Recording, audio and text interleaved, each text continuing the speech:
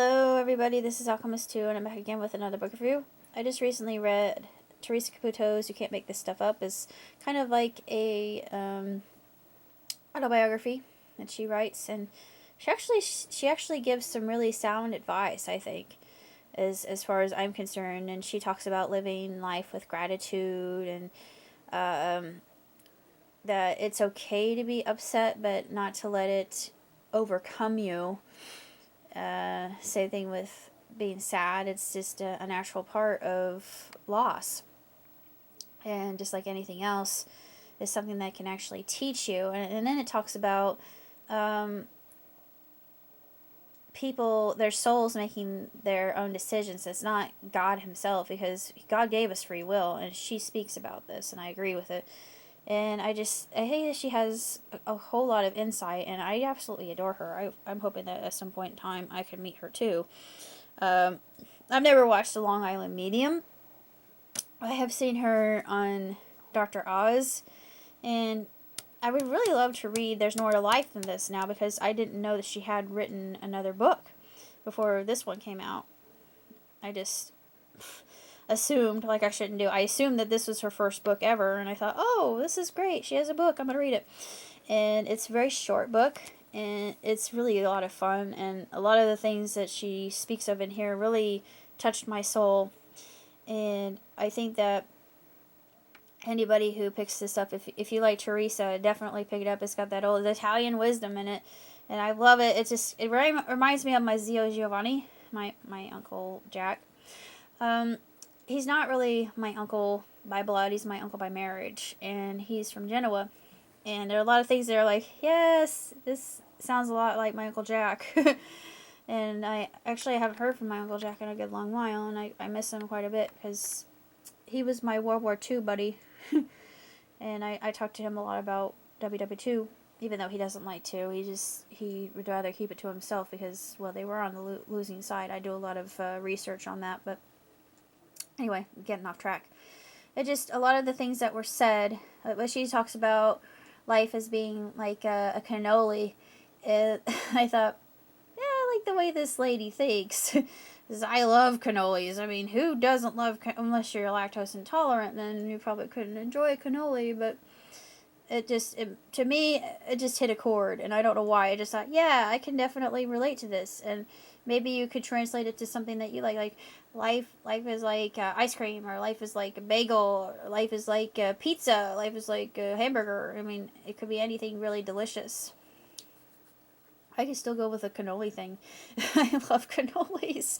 They're so amazing. They're one of the best things ever invented, I think. Well, that's basically all I had to say about You Can't Make This Stuff Up. It's just one of those books that make you really feel good about yourself. And she says, Spirit says that we have a little bit of angel in us. I don't know if I can agree with that, honestly, because angels are actually part of God. So I don't see how... Well, yeah, we are a little lower than the angels. I do. The way she phrased it, I don't really concur with. But I can see where she's coming from. I mean, I don't exactly disagree. I just don't think it's true, because I think that we're very flawed.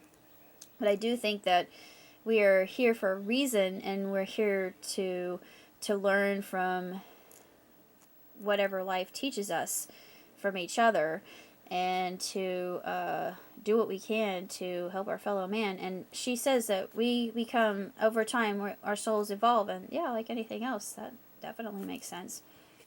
And I'm hoping that in the process, my soul is also evolving to the point where I don't really have to worry too much about feeling like I'm gonna die alone and all that crap, because it's really not true. We're all connected in some way, shape, or form.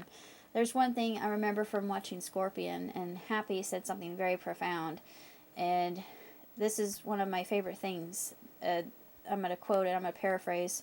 She said, "In physics, there is no death. Physically speaking, all of us are just matter. We're energy. And when something...